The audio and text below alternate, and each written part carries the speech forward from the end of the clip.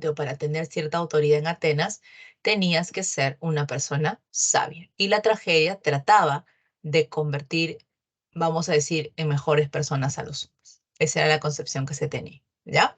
Eso es Grecia. Imagínate, original, persigue la belleza y la perfección, justo con Pericles es su mayor apogeo, el teatro está en boga. ¿Qué pasa con Roma? Roma convierte en el siglo III, si mal no recuerdo, a Grecia en parte de su imperio. Y entonces el romano, bastante astuto, dijo, no vamos a destruir esta cultura, más bien, como es bastante grande, nos la vamos a apropiar. Y vamos a crear algunos calcos. Calcos es como una copia, ¿no? Entonces Roma se convierte en una literatura imitativa, pero eso no quiere decir que tenga menos valor.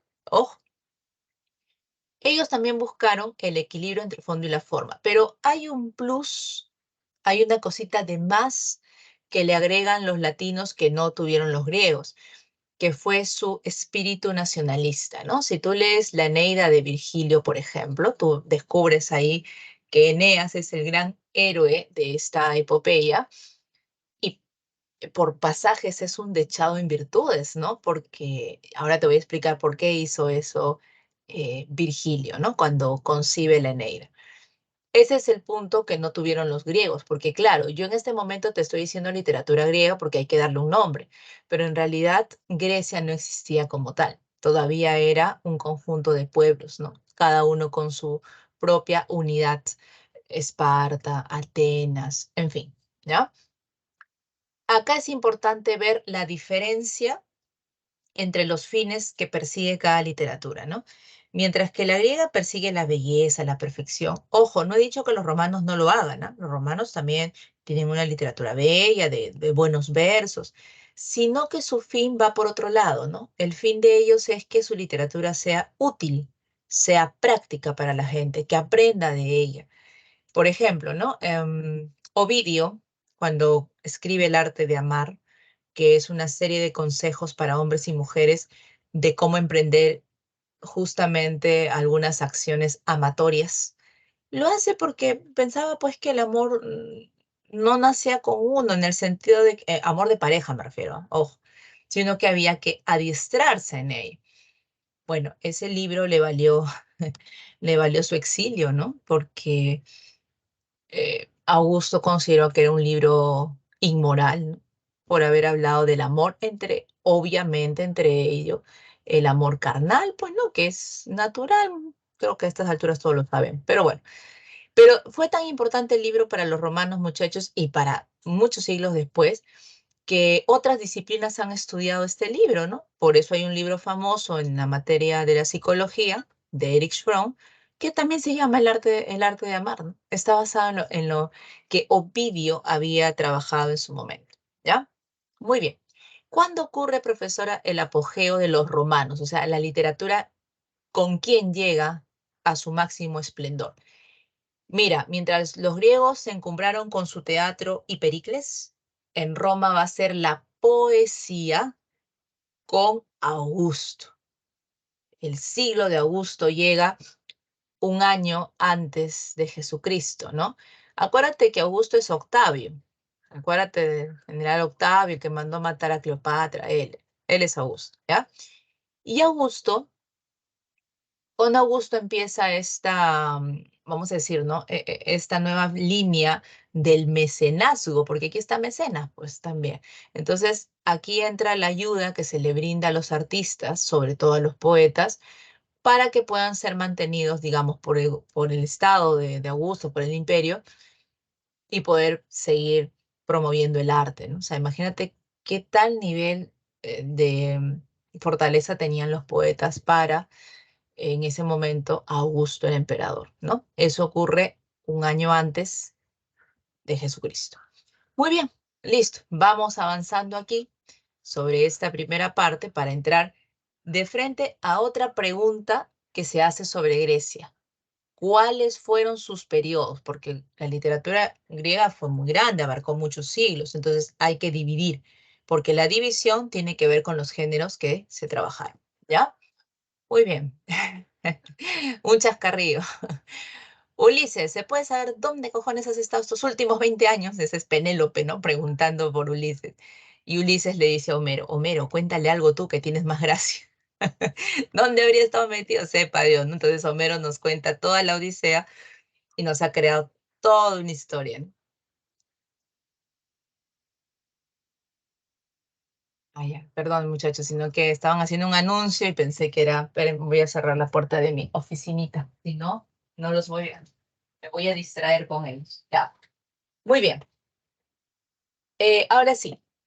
En la literatura griega, chicos, tanto como en la latina, porque acuérdate que ellas son las bases de la literatura, vamos a trabajar tres géneros, acuérdate. Género épico, ahí están Hesiodo y Homero. Acuérdate, yo siempre hago esto, ¿no? Como una mnemotecnia. Género épico, los dos autores empiezan con H. Ya, Hesiodo, Homero. El primero, ahora lo vamos a ver, va a destacar justamente por su historia de los dioses, mientras que Homero ya sabemos que lo conocemos por sus epopeyas, ¿ya? En el género lírico está Safo de Lesbos y Píndaro. Safo es mujer, por si acaso, es una poetisa, ¿ya?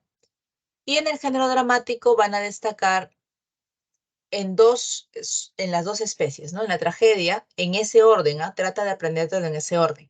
Esquilo, Sófocles, Eurípides, y en la comedia, Aristófanes. Ahora vamos a ver detenidamente, pero quería llegar a esto para que entiendas, ¿no? Profe, se está trabajando sobre los tres géneros. Muy bien, ve tomando nota o vas escuchándome.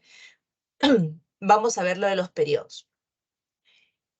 El periodo que abarca la épica y la lírica, chicos lindos, en Grecia, va a estar dentro de la época homérica o jónica. ¿Por qué se le llamó época homérica, profe? Porque en esos siglos que datan del décimo al sexto antes de Jesucristo, nació Homero, pues, porque Homero se cree que nació en el siglo octavo. ¿Cómo que se cree, profe?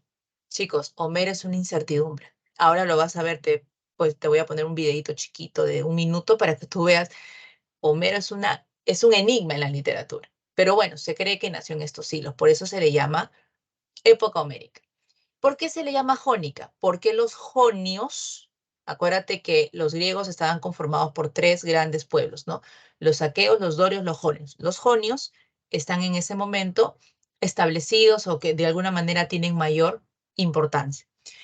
¿Qué se desarrolló en esta época? La épica y la lírica, o sea, los cantos de hazañas, como las epopeyas, y la poesía. Se trabajaron solamente esos dos géneros. En el género dramático, cuando me estás viendo a mi lado derecho, no es parte de la época homérica, sino del periodo ático. Profe, ¿por qué se llama ático? Porque viene de la ciudad de Atenas. Y te vas a acordar Atenas por Pericles. Ah, ya, profe. Periodo ático que va del siglo V al siglo IV. Mira, no duró mucho, a comparación del anterior, pero muchachos, fue un siglo importantísimo el del género dramático en el periodo ático porque el griego llega a lo máximo en su literatura. En la tragedia, sobre todo en la tragedia y también en la comedia. Ahí tenemos algunas imágenes, ¿no? Por ejemplo, ahí está la estatua de Homero, está Safo de Lesbos.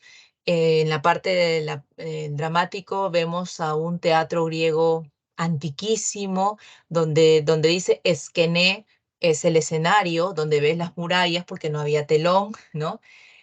Donde también va a estar una especie de orquesta o música que acompaña el teatro, porque recuerda que el coro siempre se situaba detrás del héroe o a un lado, y las gradas, ¿no? La gradería de cuánto podía albergar el teatro. Muy bien, vamos a ver entonces el primer cuadro. Le vas a dar clic a Homero, ¿ya? Y se abre este cuadrito. Vamos a ver el primer periodo, el periodo jónico o también llamado homérico. Lo he dividido por colores, así te es más fácil aprenderte. Tenemos el género épico y el género lírico. En el épico está el gran Hesiodo, que es uno de los grandes de la épica griega, muchachos. A él le debemos una obra grandiosa como la Teogonía, ¿no? También los trabajos y los días. Pero todo el mundo recuerda a Hesiodo por la primera, porque él establece una genealogía de los dioses hasta la segunda generación, porque son como 7. Pero él, digamos que hace la primera parte y llega hasta la segunda generación. Según esta obra, acuérdate que el mundo se forma a partir del caos, ¿no es cierto? Y vienen estos primeros seres terribles que son los titanes, ¿no? Ahí están Gea, Cronos, Urano, en fin. Y a partir de ellos es que van a surgir ahora sí los dioses que están una línea por debajo. El más poderoso va a ser Zeus, lo sabes, y entre ellos se van a acompañar, ¿no? Afrodita, Atenea, Perséfone, Dionisios, en fin. O sea, surgen una serie de dioses. Ahora, tú dirás, profe, pero ¿por qué surge esto de los dioses? Todas las culturas, chicos, incluso la nuestra, se han formado a partir de mitos, a partir de las creencias religiosas. La literatura griega es una literatura muy religiosa, ¿no? Politeísta, pero religiosa, no deja de serlo, que justamente tienen en sus dioses esas respuestas al mundo que los rodea. ¿Te das cuenta? O sea, los antiguos miraban a los dioses como una respuesta a aquello que, no sé, que los sometía, a aquello que era propio de su mundo.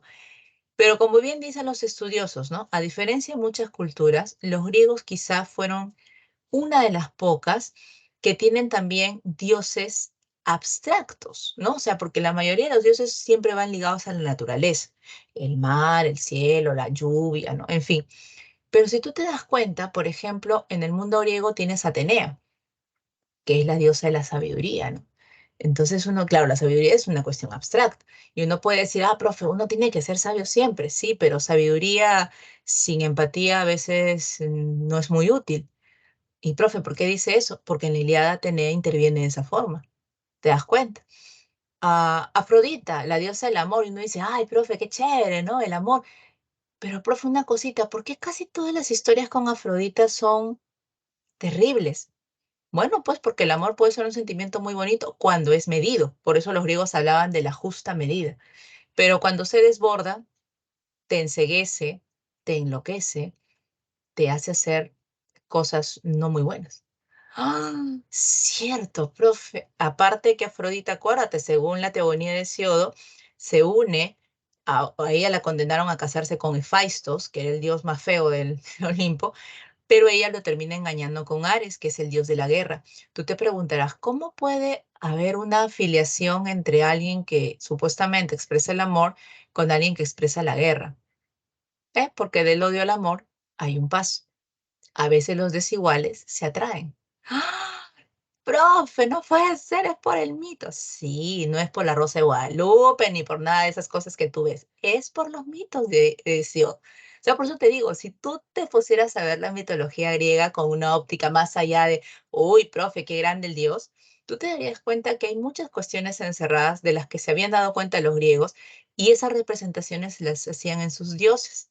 Ahí está Perséfone. Si en este momento viviera un griego antiguo, ¿no? Lo traemos por teletransportación, diría, ¿no? Acabo de ver el sol hace un rato. Diría, uy, Perséfone está entre nosotros, ¿no? ¿Quién es Perséfone? Una deidad que cuando estaba en la tierra había sol, había primavera, verano, mientras que cuando Hades la secuestraba durante 6 meses, en el mundo había oscuridad, frío, ¿no? Que es el otoño y el invierno. O sea, era para eso. En esa mitología tú vas a encontrar muchas de las respuestas que querían hallar los griegos de ese momento, ¿ya? Sobre Homero lo voy a dejar, porque Homero vamos a hablar de largo y tendido, pero Homero tiene dos epopeyas enormes como son la Ilíada y la Odisea, y hay una obra que se le ha atribuido a él llamada la Batracomiomaquia. Y uno puede decir, ¿qué es eso, profe? Batracomiomaquia. Batraco, batracio. Es la guerra de las ranas y las ratas, ¿ya? Ah, una rana, perdón, estaba navegando en el río y una rata le pide que la lleve en su lomo. Entonces la rana accede, ¿no? Pero a medio camino, la rata tiene un mayor peso que la rana, se cae. No puede, no la puede sostener y la deja morir, pues muchacho, porque también estaba corriendo peligro la rana. Pero para su mala suerte, justo venía vamos a llamarle así, ¿no? Un ejército de ratas que ven esa acción y piensan pues que la rana lo ha hecho adrede. Entonces le declaran la guerra a las ranas y las ranas dijeron, los pecharon, ¿no? Ya, ven aquí, te esperamos, porque las ranas bien vivas pues tenían el dominio del río. Entonces empezaron a morir ratas como cancha. Las ratas, al verse perdidas, invocan la presencia de un dios, el dios cangrejo. Y el dios cangrejo les dice a ambos, por favor, hagan tregua. Esto está yendo demasiado lejos. Las ranas no quisieron. Entonces, don Cangrejo se enfureció y les mandó el ejército de los cangrejitos. Y los cangrejos con sus tenazas, ¡juá, juá!, cortaban a las ranas. Las ranas, al verse perdidas, dijeron, paz, paz, por favor, tregua, tregua. Y así se acabó esta bendita guerra entre las ratas y las ranas gracias a la intervención del dios cangrejo. Profe, ¿qué tontería se ha contado Homero después de habernos narrado la Ilíada, la Odisea? ¿Cómo llegó a esta historia? Para empezar, Homero ya es más viejo. Homero está haciendo, parece ser, una parodia de la Ilíada. ¿Cómo, profe? Date cuenta, la Ilíada es la guerra entre aqueos y troyanos, y si tú te pones a mirar sin ningún tipo de sentimentalismo literario, es una guerra absurda, porque la guerra se inicia por el rapto de Helena. Ojo, no estoy desmereciendo a Helena, no estoy diciendo que no valga la pena, lo que voy es que una sola mujer causó la masacre y la destrucción de un lugar llamado Troya. La guerra duró 10 años. 10 años duró la guerra de Troya por el rapto de una mujer. Quizás se pudo haber remediado de manera más simple si Paris admitía el error y se iba a un duelo con Menelao, solo con Menelao, que era el esposo ofendido, ¿no? El esposo engañado. Pero no tenía que someter a toda su ciudad, pues muchachos. Entonces parece ser que Homero, al pretender esta obra con la batracomimaquia, lo que quiso es recrear una parodia de su Ilíada, ¿no? Claro, a la vejez, muchachos, todos nos ponemos a pensar y decimos, oye, ¿verdad? No, eso pudo haber sido de manera más simple. Oye, lloré por este tóxico tanto, ¿no? Cuando se pudo haber aliviado en tan poco tiempo. Bueno, pues, porque por eso la vejez nos da una recompensa, ¿no? Un poquito de sabiduría. Quizá por ahí lo vamos a enfocar en el lado de Homero. Muy bien, nos vamos al género lírico y ahí está una de mis poetisas favoritas, está Safo de Lesbos. Aparte de ser poetisa, Safo fue la primera mujer en abrir una academia de enseñanza, am, dirigido obviamente a hombres y mujeres, sobre todo mujeres, y a ella se le atribuyen estas obras como epitalamios, que son canciones de matrimonio, e himnos. Profe, ¿por qué conocemos tan poco de Safo? Porque Safo fue prácticamente escondida durante la Edad Media. Porque Safo realizaba poemas, ¿cómo decirlo? Había de amor, había de corte erótico. Entonces tú sabes que la iglesia vino y dijo, uy, todo el erótico, pecado, pecado, quash, ¿no? Entonces a la pobre Safo prácticamente la desaparecieron en la Edad Media, ¿no? Ya luego se ha sabido de Safo en el Renacimiento. Pero no creas, durante su tiempo también fue duramente criticada porque Safo tiene dos odas muy polémicas, una dirigida a Afrodita, que es la diosa del amor, y otra dirigida a Atis, Atis, A-T-H-I-S, ¿no? Atis, que era su estudiante, ¿no? Era una mujer, porque los versos eran cargados de mucho erotismo, ¿no? Entonces por ahí se creía la tendencia de que Safo podía amar tanto a hombres como a mujeres. De hecho, el término lesbos, muchos dicen que por ahí se deriva lo lésbico, ¿no? Lésbico, lesbiana, lesbos, ¿no? Hace alusión al lugar de procedencia de la poetisa. Pero Safo es una mujer enorme, ¿no? Y de enormes versos. Ahí también aparece Píndaro, que es el de los Epinicios. Era el poeta que le dedicaba poemas a los ganadores olímpicos, porque ya había unas pequeñas olimpiadas, los Juegos de la Grecia antigua. Entonces, cada vez que un vencedor subía, digamos, al trono, vamos a llamarle así, le recitaban un poema de Píndaro, que era especialmente para este fin. ¿Ya? Muy bien. Hasta aquí cerramos con el periodo jónico o también llamado homérico. Pero ahora nos vamos al otro periodo, al género dramático que tiene, muchachos, unas cosas pero espectaculares. Yo las menciono aquí, luego vamos a otro cuadro donde lo vamos a ver mejor. Ahí está, ¿no? Periodo ático, género dramático con sus dos especies, tragedia y comedia. Vamos a empezar por la tragedia, solo voy a mencionar, grábate esto, ¿eh? padre de la tragedia, Esquilo. Y su obra más famosa, La Orestiada, su obra cumbre. Sófocles es el apogeo de la tragedia, lo máximo, el máximo que llegó a la tragedia. Edipo Rey. Eurípides es el que cierra el ciclo de ese apogeo con Las Bacantes y Las Troyanas, ¿ya? En comedia destaca este hombre aristócrata, porque tenía plata, Aristófanes, que tiene su obra Las nubes y las avispas. Voy a empezar por Aristófanes porque a los trágicos los voy a ver en un momento en otro cuadro. Aristófanes fue un hombre muy conservador para su época, chicos, pero muchas de las cosas que él ha mostrado en el teatro este, causaban mucho fastidio. Acuérdate que la comedia también es para resaltar defectos, ¿te acuerdas que te dije? En la obra Las nubes, por ejemplo, él critica duramente a los sofistas, ya que son los padres del derecho, y a Sócrates. Profe, ¿por qué critica a los sofistas? Porque los sofistas tenían el arte de convencerte con un lenguaje enrevesado y podían convertir la verdad en falsedad y viceversa. ¡Ah! Profe, y los sofistas son los padres del derecho. Ajá, por ahí va la cosa. En el caso de Sócrates, se burla de él porque Aristófanes pensaba que Sócrates era un engañamuchachos con su técnica de la mayéutica, ¿no? Esa del arte de repreguntar.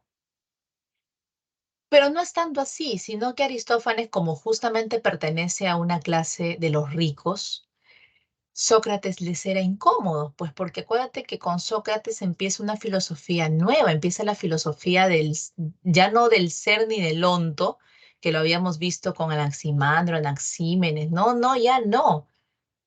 Sócrates empieza a hacer una filosofía más eh, en introspectiva, ¿no?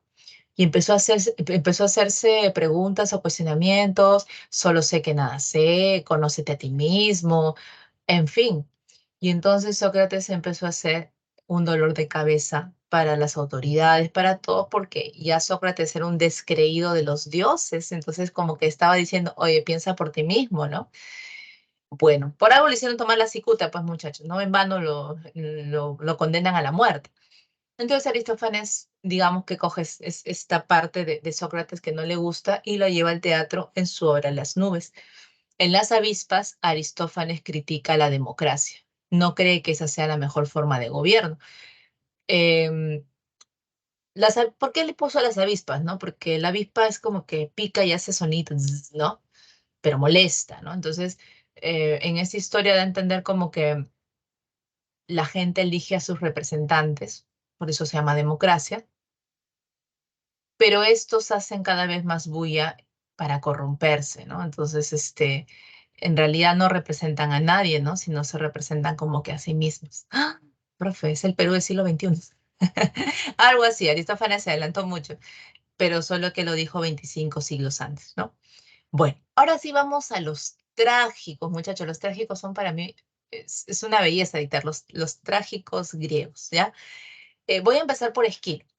Tú sabes que Esquilo es el padre, se le conoce como el padre de la tragedia griega. Recuerda que la tragedia surge como un ritual de canto coral para honrar a Dionisios, al dios del vino, ¿no es cierto? Hay términos como corifeo, por ejemplo, que podría aludir al solista, el director, el que responde, ¿no? Los coreutas son los integrantes de un coro.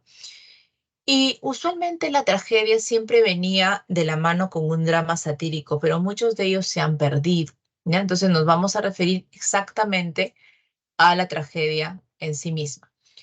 En el 472 a.C. se inaugura en Atenas un teatro dedicado a Dionisios. Acuérdate que se excluía a las mujeres de asistir a las obras teatrales y los papeles femeninos eran interpretados por los hombres. Eso fue hasta Shakespeare, ¿ah?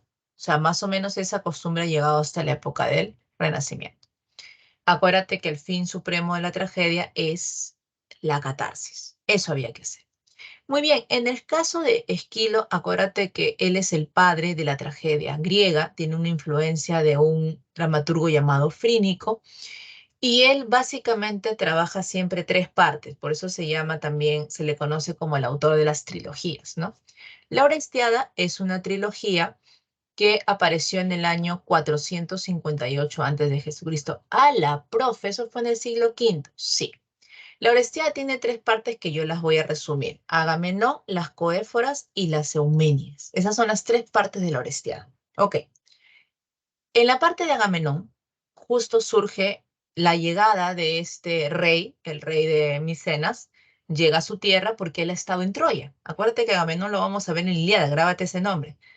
Y no es buena gente. Agamenón es un desgraciado que después de la guerra se ensañó con las mujeres, las violaba él con todo su ejército, decidía qué mujer iba para cada hombre. Una desgracia era Agamenón, ¿ya?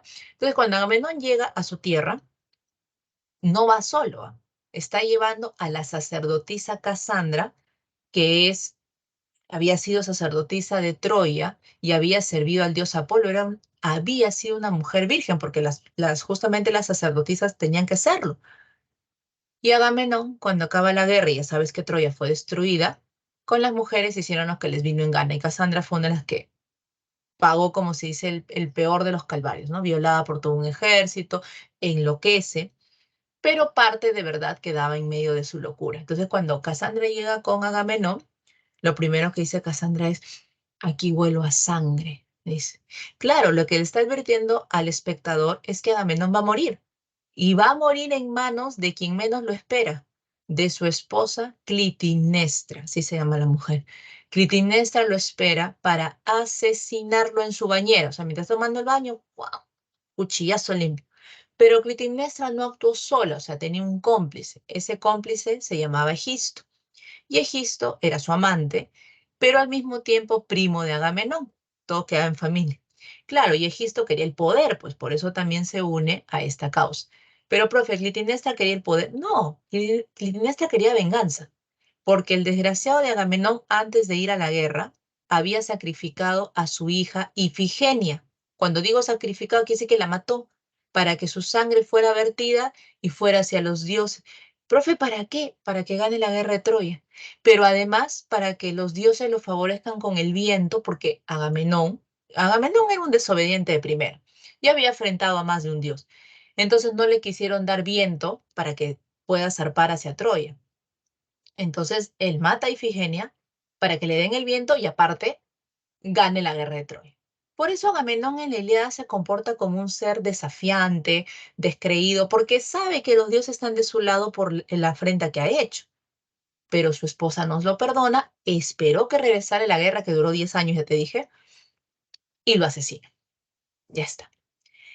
En la segunda parte, en las Coéforas, aparece nuestro héroe de la Orestiada, se llama Orestes. Y Orestes es el hijo de la mujer asesina, Clitemnestra, y del padre asesinado, Agamenón. O sea, imagínate tú llegar a tu tierra, porque te acaban de anunciar la muerte de tu padre, y te enteras que la victimaria ha sido la madre. O sea, mira qué tal cosa tan terrible, ¿no? Y los dioses obligan a Orestes a darle muerte a la madre, porque tenía que vengar la muerte del padre, porque para el griego antiguo la venganza no era una mala acción, era parte de lo que tenía que ser, era parte del honor. O sea, imagínate, y viene el cristianismo y dice, no, no, o sea, esto es dañino. Entonces Orestes asesina a la madre, asesina al amante, pero aquí hay un hecho escabroso, ¿ah? Terrible. Llega también, en este pasaje, una hermana de Orestes que se llama Electra. Y Electra, cuando vio la indecisión de su hermano por matar a la madre, le dice, tienes que matarla porque es un deseo de los dioses. Pero además, si la matas, yo, le dice Electra a su hermano, me entrego a ti, Orestes. Y uno dice, ¿qué? ¿Qué horror? ¿Qué es esto, profe? ¿Por qué se le va a entregar al hermano? Porque Electra estaba enamorada de la figura de Agamenón, su padre. Y por eso, al saber de su muerte, la madre se convertía en su enemiga. Por eso le pide al hermano también, oye, asesínalo.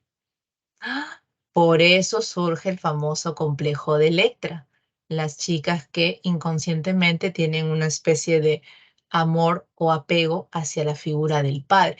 Chicos, todos hemos pasado por eso, por Dios, no te estés espantando que, uy, profe, ahora voy a revisar mi niñez. No, todos hemos pasado por eso, todos. Pero la educación, tanto en la casa, en la escuela, reprime esas condiciones. El problema es cuando no lo hace. ¿Ya? Por eso vemos algunos casos, ya tu profe de psicología te lo contará, pero básicamente eso se reprime, ¿ya? Bueno, profe, ¿y qué pasa en las coéforas? Ya, Orestes ha matado. Mira, si te das cuenta, en las dos primeras partes de la Orestiada está muy presente la ley del talión, el ojo por ojo. O sea, tú mataste, yo te mato, pues vengo la muerte con otra muerte. En la última parte, que se llama las Euménides, el alma de Clitemnestra está penando y le pide a los dioses justicia. Quiero justicia. Claro, su justicia era que maten al hijo, ¿no? Obviamente. Entonces, esta vez no. El dios Apolo, porque el dios Apolo es el dios de los oráculos, pero aparte el que dirige los areópagos, manda llamar a Orestes a un areópago. ¿Dónde son los hombres por intermedio de los dioses, como en este caso Apolo y las Eumenias, que son unas brujas horribles, ¿ya? Que van a dar su veredicto? Al final Orestes es puesto en libertad, porque se atribuye la cuestión de la venganza no como un mal, sino como una acción que debía hacerse. Tú puedes estar en desacuerdo y está bien, pero lo que voy es el mensaje final de la obra. Hey, no hagas una cosa incivilizada como matar al otro, sino espera una justicia porque hay una respuesta, entre comillas, civilizada ante el mal. Porque entre pedir justicia y pedir venganza hay una línea muy estrecha. Eso es lo que te está dando cuenta la universidad. ¿Te fijas? No se estaba pidiendo justicia, se estaba pidiendo venganza todo el tiempo. Pero esa no es la justicia. Entonces, profe, ¿y por qué este teatro fue tan apreciado en su momento? Porque estaba patrocinado por Pericles, pues porque Pericles estaba imponiendo la democracia en Atenas y no quería que la gente se matara en las calles por una afrenta. Estaba haciéndole una propaganda, un cherry a sus tribunales de justicia. ¡Ey, la justicia está aquí, no está en tu mano! Era como una especie de propaganda, la Orestia. Qué capo que era Pericles para darse cuenta, no, o sea, a partir de este teatro yo también puedo educar a la gente. Acuérdate que estos teatros iban a las grandes autoridades. Bien, profe, Esquilo, y mi respeto, Sergio, sí, en estos versos, en esta obra hay unos versos excepcionales. Pero vamos a pasar a mi otro trágico favorito, está Sófocles, que es el apogeo de la tragedia. Él sí prefirió tragedias aisladas, él no hacía tres partes, no, una sola bastaba, ¿ya? Incrementa el número de actores, incrementó el tercer actor en escena y profundiza en la personalidad, porque mientras Esquilo está muy del lado de la norma, ¿no? De la ley, Sófocles está del lado del humano. Profe, ¿cómo empieza la obra de Edipo Rey? Siempre, ¿no? Los chicos me dicen, profe, siempre tenemos dudas cómo empieza. Bueno, antes de contarte el inicio, el tema es la limitación humana en controlar su destino, o sea que el hombre no puede controlar el destino. ¿Quiénes son los padres biológicos del rey Edipo? Laio y Yocasta, que son los reyes de Tebas, mientras que los padres adoptivos son Pólibo y Mérope y reinan Corinto. Tú apréndete nomás los nombrecitos con las regiones. Su cuñado es Creonte, que es cuñado y tío al mismo tiempo, ahora vas a descubrir por qué. Tiresias o Tiresías, que es el adivino ciego, hay un pastor y un mensajero. La obra inicia cuando Edipo ya es rey. O sea, así empieza la obra. ¿Ya? Edipo ya es rey de Tebas, está casado con Yocasta. Profe, un ratito, ¿cómo que está casado con Yocasta si es su mamá? Ahorita te voy a contar la historia, pero espérate, ¿ya? Está casado con Yocasta y hay un grupo de personas mayores, sobre todo ancianos, que le están pidiendo a Edipo que por favor frene la peste que los está invadiendo. Eh, ¿Qué cosa sería una peste para un griego, para un tebano, porque él era tebano? Como el COVID, ¿no? Que una enfermedad que apareció así y había que descubrir un culpable, porque siempre pensaban que las epidemias, o en este caso, ¿no? Las pestes eran producidas por alguien. Bueno. Entonces Edipo manda por su cuñado, por Creonte. Oye, Creonte, mira, ¿no? Quiero que vayas donde el adivino Tiresías y por favor lo traigas al palacio porque quiero saber qué está pasando, qué solución le podemos dar a Tebas. Creonte va y trae a Tiresías. Cuando Tiresias es ciego, ¿ah? Sí, por completo. Escucha hablar a Edipo, ¿no? Etcétera, y Tiresias le dice, bueno, el problema es que el origen de todos los males está en esta habitación. Y Edipo se ofende, pues, ¿no? ¿Cómo? ¿Tú me estás llamando a mí el culpable? Bueno, tú me has pedido consejo, yo he venido y es lo que estoy descubriendo. Y Edipo lo bota. Lo bota porque piensa que Tiresias está confabulando con su cuñado Creonte por quitarle el reino. O sea, como diciendo, pues vete porque tú estás ocasionando la peste y entonces vete. Entonces Edipo pierde el control, le grita a Creonte, eres un desgraciado, ¿cómo me haces eso? ¿No? Entonces date cuenta de algo. ¿Por qué Edipo se ha molestado tanto? Porque supuestamente si es un hombre completamente inocente, pues él no sentiría ningún remordimiento. Diría, bueno, usted está mintiendo y ya está, pero se enoja. Ahí el espectador tiene que darse cuenta, ¿y este por qué le causó tanta molestia lo que le dijo el adivino? Y entra Yocasta, su esposa. Entonces dice, oye, pero ¿por qué te has alterado? Entonces dice, no, que mira lo que dice este adivino y todo por culpa de tu hermano, le dice por Creonte. Entonces dice, no, pero tranquilo, no es lo que tú estás pensando, ¿no? Dice Yocasta. Pero le dice a todo esto, ¿por qué estás tan preocupado? Y entonces Edipo se confiesa y ahí le confiesa a todos los espectadores por qué está tan encolerizado. Mira, Yocasta, dice, yo te voy a contar algo, le dice, que a mí me tiene muy preocupado desde hace ya bastante tiempo. Y le dice, lo que pasa es que yo huí de mi tierra, le dice Edipo a su mujer. Digo, tú sabes que vengo de Corinto, le dice. Sí, sí, pero ¿por qué viniste? Le dijo. Bueno, lo que pasa es que le cuenta, hay un oráculo en Delfos que me dijo que yo iba a matar a mi padre y me iba a casar con mi madre. Entonces yo decidí huir para evitar ese destino con mis padres allá en Corinto. Pero hay algo que siempre me ha dejado, sea perplejo, dice él, ¿no? Y Yocasta le dice, ¿qué cosa? Que en una fiesta, o sea, yo dejé Corinto, o sea, me enteré de todo esto porque en una fiesta un borracho me dijo que yo no era hijo de Polio. Entonces, cuando el oráculo me dice esto, no sé si realmente he hecho bien de dejar Corinto. O sea, mira, ya Edipo está dudando de su propia identidad. Pobre, esa parte a mí me marca porque es como que el chico que está buscando una respuesta y no le llega, ¿no? Entonces Yocasta le dice, no, pero tranquilo, Edipo, puede ser una coincidencia, ¿no? Y en eso a Edipo se le ocurre preguntar, porque había otra cosa que lo atormentaba. Pero pregunta Yocasta, yo nunca te he preguntado, le dice él, ¿cómo te encontré aquí, no? O sea, ya eres una reina viuda. Y ella le dice, ay, sí, pues, ¿no? Fíjate que mi esposo murió en un asalto en un camino hacia Tebas. Y Edipo para el oído, ¿no? ¿Por qué para el oído Edipo? Porque cuando Edipo huye de Corinto y se encamina hacia Tebas, él mató a un hombre en la ruta de los tres caminos se llamaba. Y 5 hombres escoltaban a ese sujeto y él mató a 4. Uno escapó. Entonces, cuando Yocasta le cuenta en qué situación murió su esposo, Edipo se queda así, ¿no? Porque era la misma descripción. O sea, a lo que se sumaba su desdicha de no saber quién era, ahora él podría ser el presunto asesino del que había sido marido de Yocasta. ¿Ya? Entonces él se queda como que, así pasó. ¿Y dónde está ese hombre que sobrevivió? ¿Lo tienes para preguntarle? No, Edipo, la verdad es que cuando tú llegaste y te ofrecieron mi mano, ese siervo me pidió su cambio, me pidió que lo mandara lejos. Claro, porque el siervo sabía que su reina se estaba casando con el que le había dado muerte al propio rey, por eso que se había ido. ¿Y cómo es que, profe, Edipo llega a Tebas después de haber matado a Layo? Llega porque era la ciudad más cercana y dos, porque él vio a un grupo de personas huyendo de la ciudad. Entonces él pregunta, ¿y por qué están huyendo? No, es que se ha desatado una peste y una esfinge que ha lanzado ahí un maleficio y no sabemos qué hacer. Entonces, Edipo va. Y claro, la esfinge había lanzado un acertijo y no podían descubrir, entonces había lanzado una peste hasta que alguien descubriera la solución del acertijo. Y Edipo pues, lo hizo en un santiamén, ¿no? ¿Qué había preguntado la esfinge?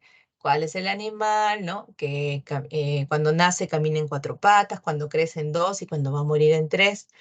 ¿Ya? Y Edipo, pues con su ciclo se previ dijo, ah, ya sé quién es, dijo, el hombre, el ser humano. Y la esfinge, ¡guash!, ¿no? Dicen unos que se lanzó, se suicidó, no lo sé. Pero el hecho es que se acabó la peste. Claro, ese ser humano gatea cuando es joven como tú y yo, camina con sus 2 piernitas, y cuando va a morir, con la ayuda del bastón, están las 3 piernas. Ese era el ser humano. Entonces, como Edipo los libra de la peste, los tebanos le ofrecen la mano de Yocasta, que en ese momento era la reina viuda de Tebas. Y como Yocasta no era vieja, todavía tenía cierta juventud, lo casan con Edipo, pensando, repito, que Edipo era rey de Corinto. O sea, cuando él ve ese problema en su identidad y ve lo de la muerte, ya se empieza a asustar, porque algo dentro de él le decía que él era el culpable, pero no podía comprobarlo. Y ahí viene una parte que a mí me saca de casillas, ¿no? Mientras estás en ese clímax, llega un mensajero, ¿ya? Y el mensajero pide, primero habla con Yocasta, ¿no? Dice, reina Yocasta, ¿no? Se postra ante ella y le dice, reina, vengo a darle, bueno, funestas noticias, pero también algo de alegría en ellas, ¿no? ¿Qué ha pasado?, le dice, buen hombre. Soy mensajero del reino de Corinto y vengo a informarle al rey Edipo que su padre ha muerto. Claro, ¿y por qué había felicidad en ello, no? Si es una muerte, porque entonces Edipo pasaba a ser ahora también rey de Corinto, ya la muerte de Pólibo, pues. Entonces Yocasta se alegra, porque Yocasta, como ya sabe la historia de Edipo, dice, ¡ay, Edipo, tienes que venir a escuchar esto! Mira, este hombre dice que tu padre ha muerto, o sea, como diciendo, tú no lo has matado, ha muerto en su lecho, ha muerto de anciano. Entonces Edipo también se emociona y dice, sí, buen hombre, sí, le dice rey Edipo, he venido a darle esa noticia, lamento, ¿no? Profundamente la muerte de su padre, ¿no? Entonces, poco como que las aguas se bajan, pero Edipo sigue preocupado, porque todavía queda la madre viva, y el oráculo le había dicho, te vas a casar con tu madre, o sea, todo podría pasar todavía. Entonces, como el mensajero vio esta preocupación en ambos, dijo, rey Edipo, ¿pero le pasa algo? ¿Puedo saber por qué se preocupa tanto? Y le dice, no, lo que pasa es que, bueno, un oráculo me predijo que yo mataría a mi padre, pero ahora usted me dice que mi padre ha muerto por anciano, entonces es como que me siento aliviado. Entonces, el mensajero dice, pero no, tampoco debería sentirse angustiado porque usted no es hijo de Pólibo. Y Edipo, ¿cómo? Sí, rey Edipo, lo que sucede es que yo, personalmente, lo entregué a usted siendo un bebé a su padre, a Pólibo, porque Pólibo era rey de Corinto y no podía tener hijos, y se lo di a él. ¿Pero de dónde vine?, le dice, ¿cómo tú llegaste a tenerme? Bueno, a mí me lo dio un pastor, pero ese pastor lo recibió de un criado de una casa o de un palacio tebano. Cuando escuchó Tebas, Edipo y Yocasta se quedaron como que, ¿no? Entonces dice, ¿usted tiene contacto con ese pastor? Sí, sí, le dice, el pastor puede venir a verlo si quiere. Mandan a llamar al pastor, y el pastor ya estaba anciano, ¿no? Entonces el mensajero como que le hace recordar un poco lo que había sucedido. Y entonces él le pregunta pues al pastor, y el pastor cuando ya se da cuenta hacia dónde van las preguntas, ya no le quiere contestar. Y Edipo le dice, o me contestas o te mato, le dice. Entonces ya le empieza a decir, ¿no? Le dice, bueno, yo recibí un bebé cuyo padre no lo quiso, pero provenía de un criado, y ese criado me dijo que venía de la casa de Layo y Yocasta. Y ese bebé tenía una particularidad, tenía una hebilla atravesada en los pies, y por eso los pies de este pobre bebé se hincharon, ¿no? El pastor dice, yo se lo saqué, traté de curar para dárselo a este mensajero de Corinto, ¿no? Cuando en eso Edipo mira, porque estaba con las sandalias, ¿no? Los pies se los tenía hinchados, tenía la marca de Leví. Pobre Edipo, ¿no? Entonces el pastor termina de hablar y dice, además, hay otro testigo aquí que puede dar fe de lo que estoy diciendo. Y la mira Yocasta, porque Yocasta sabía que Layo se quería deshacer de su hijo, porque a Layo también le había predicho el oráculo que el bebé, o sea, la descendencia de él, lo iba a matar. Por eso quiso deshacerse del niño. Cuando Yocasta escucha eso, se mete a su habitación, se escucha un llanto lastimero del coro, y es que Yocasta ha tomado la decisión de matarse porque no sabía que se había casado y había tenido hijos con su propio hijo, había cometido un incesto. Se mata con una cintilla al cuello, se amarra con el cabello y se da muerte. Edipo se supone que entra a la habitación, debió haber visto a su madre y esposa al mismo tiempo muerta, coge los prendedores del vestido y con las agujas se las incrusta en los ojos y se los revienta, ¿no? O sea, para sacárselos. Ese es un mensaje muy potente en la obra, ¿no? Con ojos, Edipo estaba viendo un mundo falso. Sin ellos, aprendió a ver la verdad, pero con dolor. Porque dice que cuando tú a veces descubres verdades en esta vida, no es sino a través del dolor. Ucha, cuando yo leo esa parte a mí me emociona en Edipo Rey. Entonces, Edipo se aparece ante el escenario con los ojos rojos por la sangre que le está corriendo, porque era la única forma de expiar la culpa. Y entonces entra a escena Creonte, que es su cuñado y se acaba de enterar que Tío al mismo tiempo, lo bota, pues tiene que exiliarlo, porque si no la peste no va a terminar.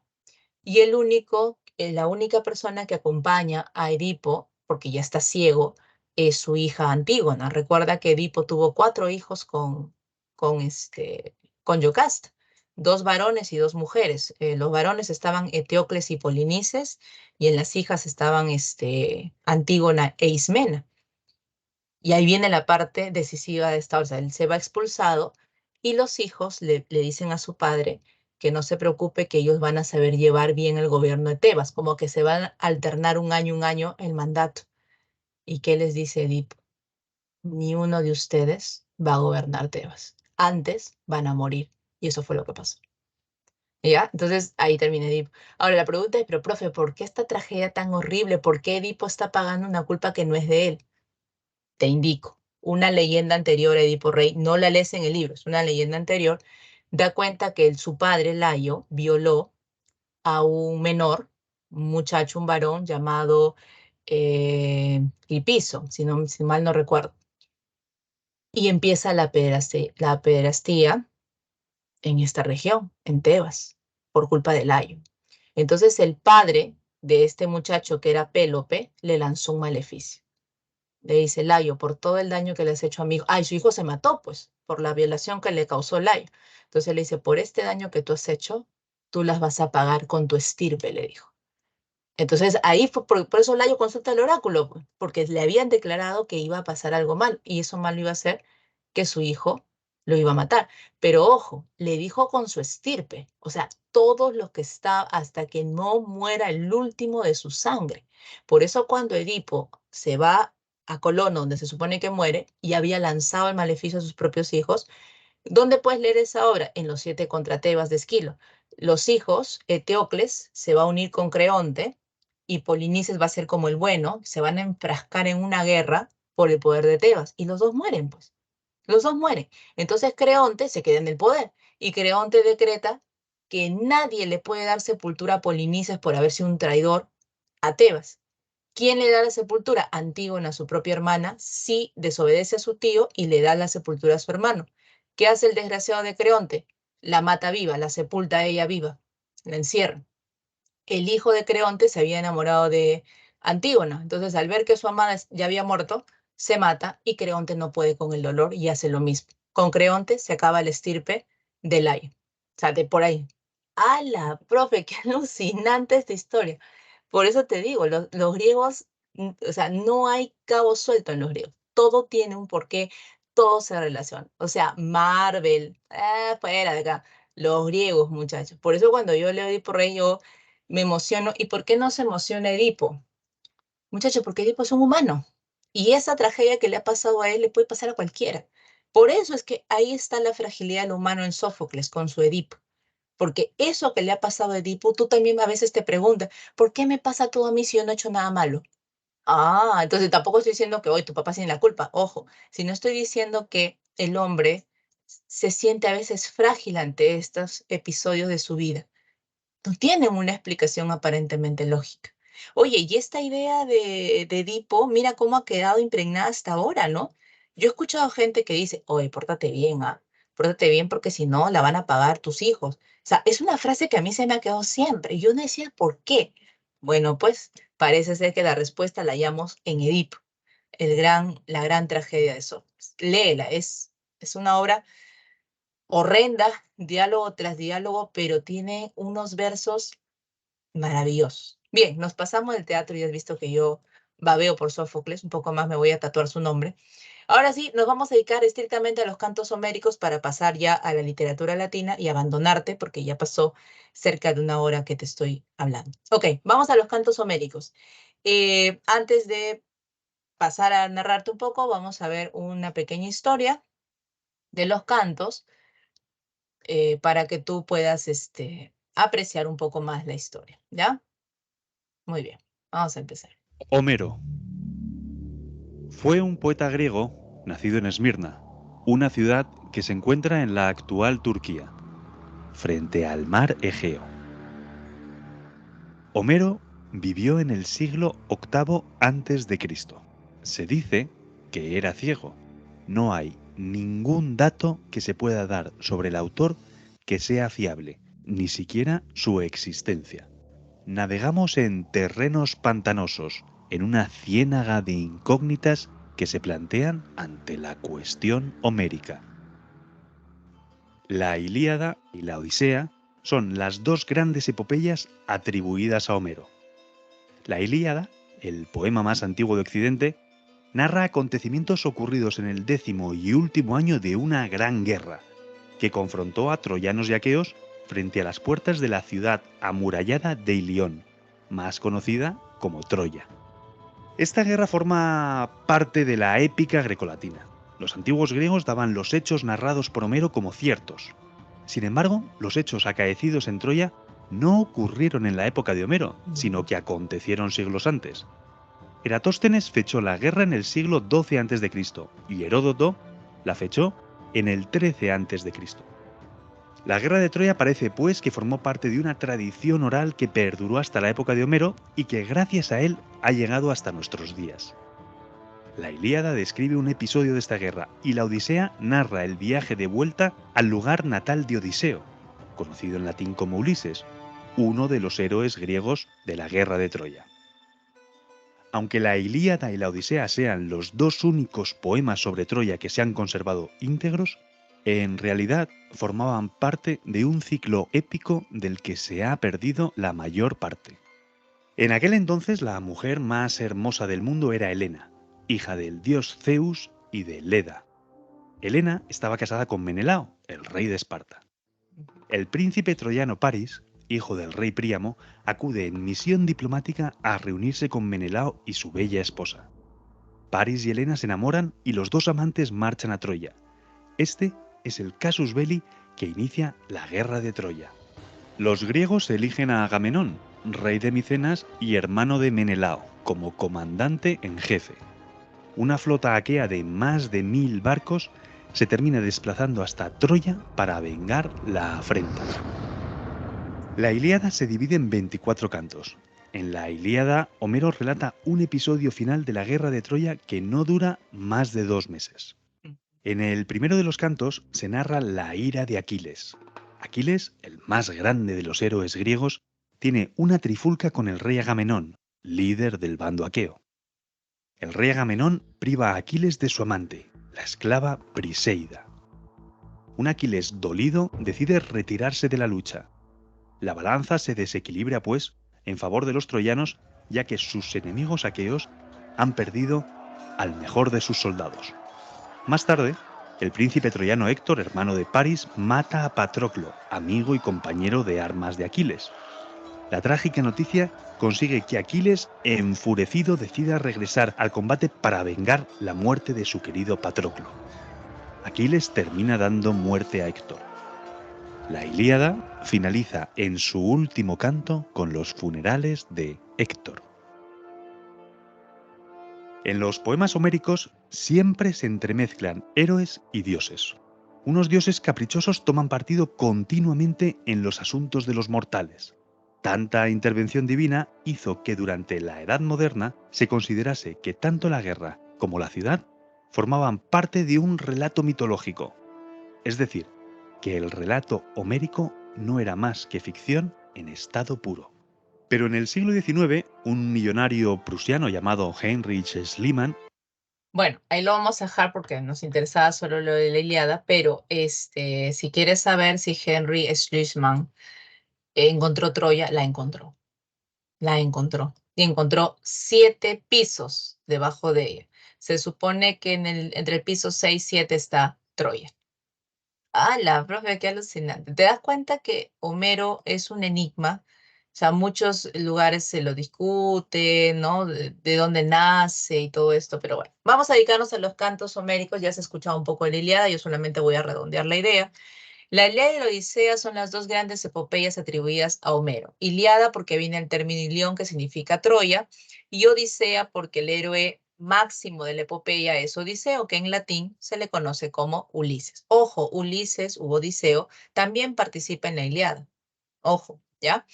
Tú has visto ahí en el relato, a ver, vamos diciendo cosas puntuales para el examen. Se supone que la guerra de Troya dura 10 años, eso ya lo sabes, pero la Ilíada te narra los 10 años. No, la Ilíada te narra 51 días, por eso el video dijo menos de 2 meses, 51 días del 10.º año. Del último año de la guerra ya, la Ilíada narra un cachito, 51 días, ¿ya? Este poema de la Ilíada, esta epopeya, es considerado el canto de la guerra. ¿Correcto? Tiene como tema principal la cólera de Aquiles y sus terribles consecuencias. Tiene 24 cantos o rapsodas, lo que tú conoces en una novela como capítulos, acá se llama cantos o rapsodias. Está escrita en hexámetros, que es una medida muy antigua del verso griego, que son como 2 sílabas pequeñas y una grande, ¿no? Más o menos va así. Y el número de versos de la Ilíada son 15.693, ¿ya? Esto es una obra extensa. La Ilíada inicia, como bien has visto, con la cólera de Aquiles, ¿cierto? Ya, ahora la pregunta es ¿por qué? Vamos a ir a esa parte. Recuerda que para leer la Ilíada, el lector tiene que saber varios mitos, porque no puedes ir a la Ilíada sin saber algunos de ellos. Por ejemplo, alguien me dice, profe, pero esto de la guerra ya se sabía hacía tiempo.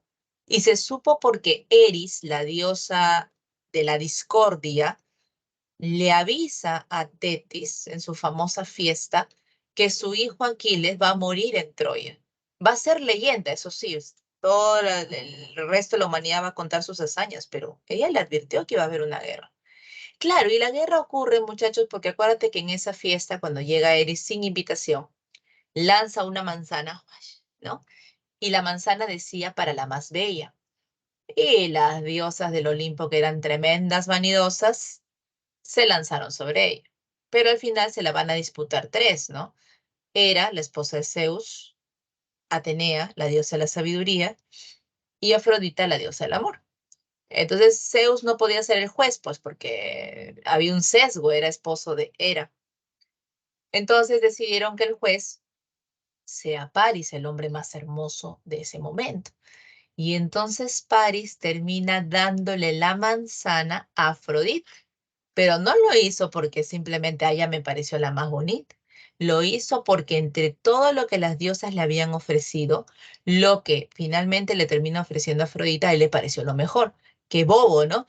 Hera le estaba ofreciendo poder. Atenea le estaba ofreciendo sabiduría. Y el muy bobo termina eligiendo el amor. ¿Y por qué, profe? Porque Afrodita, que era una mujer muy astuta también, le pone como una especie de nube el rostro hermosísimo de Helena, de Esparta. Helena era espartana.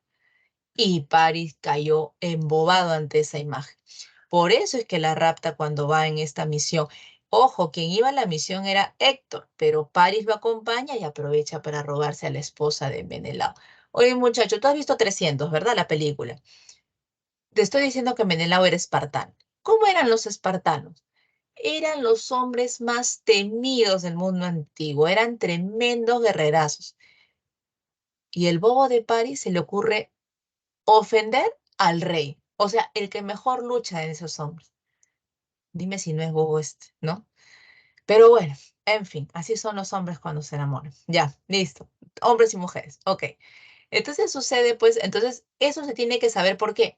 Porque si Afrodita ha sido la diosa beneficiada, Afrodita se convierte automáticamente en protectora de Paris y de los troyanos.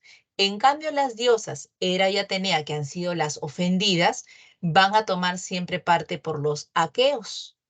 Oye, pero Afrodita no está sola. Afrodita tiene a Ares, el amante.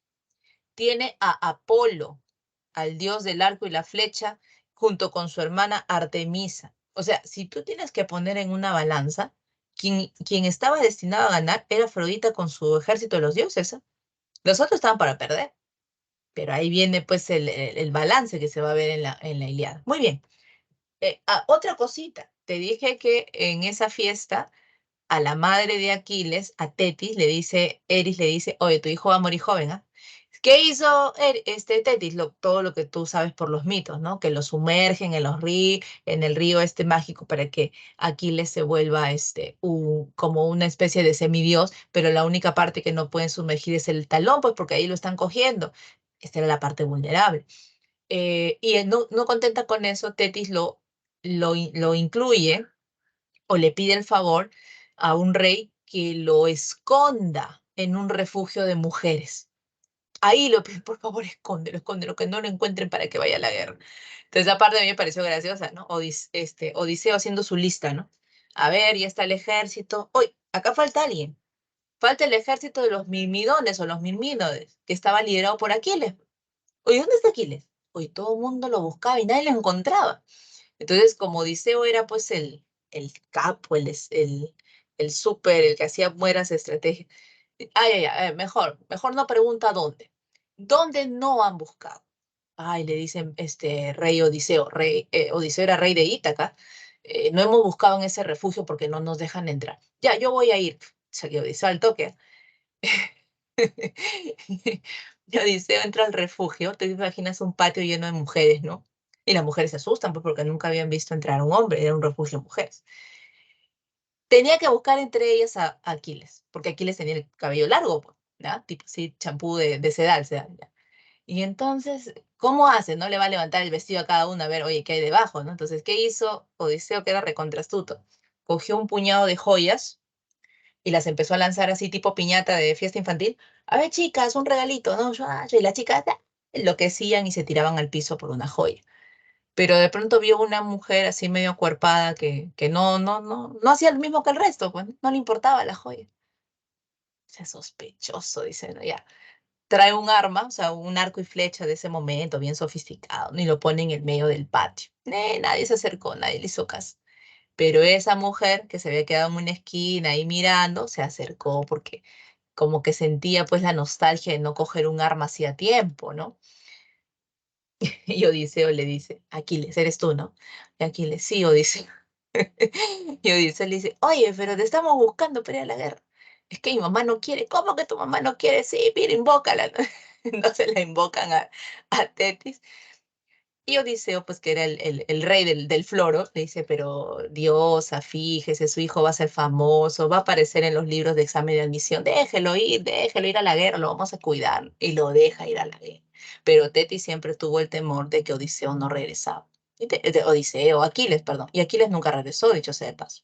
Muy bien, vamos al inicio, la cólera de Aquiles. ¿Por qué está enfurecido Aquiles, profe? Te cuento, Agamenón, que el rey de Micenas, que lo has visto en la Orestiada, está dirigiendo al ejército, como has visto en el video, él era hermano del rey ofendido, de Menelao. Entonces, él se creía con tanto poder, ya te dije por qué, y había robado a la hija de un sacerdote troyano llamado Crises. El sacerdote se llamaba Crises y la hija se llamaba Criseida, con C. Entonces, cuando se la roba, Crises le invoca al dios Apolo que por favor lo ayude. Y Apolo se achoró. Mi dios favorito en la Ilíada es Apolo. Entonces Apolo dijo, a mí no me va a venir con vainas este. Le empezó a lanzar flechas envenenadas al ejército de Agamenón y se morían por ciento los hombres de su ejército. Ah, no, Agamenón se asustó, ¿ah? A pesar del pacto que había hecho con los dioses, se asustó. No, no, te devuelvo a tu hijita, te devuelvo a tu hijita. Se la devuelve, ¿ya? Acuérdate cómo están distribuidos los dos ejércitos. Tú conoces el Real Felipe el Callao, ¿no? Ya, haz de cuenta que esa es la ciudad de Troya, la ciudad amurallada. Troya, los troyanos están adentro de su ciudad. ¿Y dónde están los saqueos, profe? Afuera. Los saqueos están en la playa, ahí en la arena, han hecho sus carpas. Ellos no están adentro. Son 10 años que han estado prácticamente al aire libre en sus carpas. ¡Hala, profe! Qué bravo debe haber sido, ¿no? Bueno, el hecho es que eh, en un sueño, Agamenón, ¿no?, empieza a soñar con el ejército, pero se le mete a la cabeza la imagen de la esclava de Aquiles, que es Briseida. Pero, profe, ¿cómo se le mete? Porque la mamá de Aquiles, Tetis, metiche como siempre, se mete en el sueño de Agamenón y como que le hace que le guste Briseida. Entonces Agamenón se roba a Briseida y Aquiles, enfurecido, le va a reclamar: ¿cómo es posible que te hayas robado a mi esclava? Ojo, y Agamenón no estaba solo, ¿ah? Agamenón estaba con un séquito de los otros reyes. Entonces Agamenón, como quería mostrar su poder, le dice: no, no, pero yo no te la voy a devolver, le dice, porque aparte tú eres un simple guerrero y yo soy acá el rey.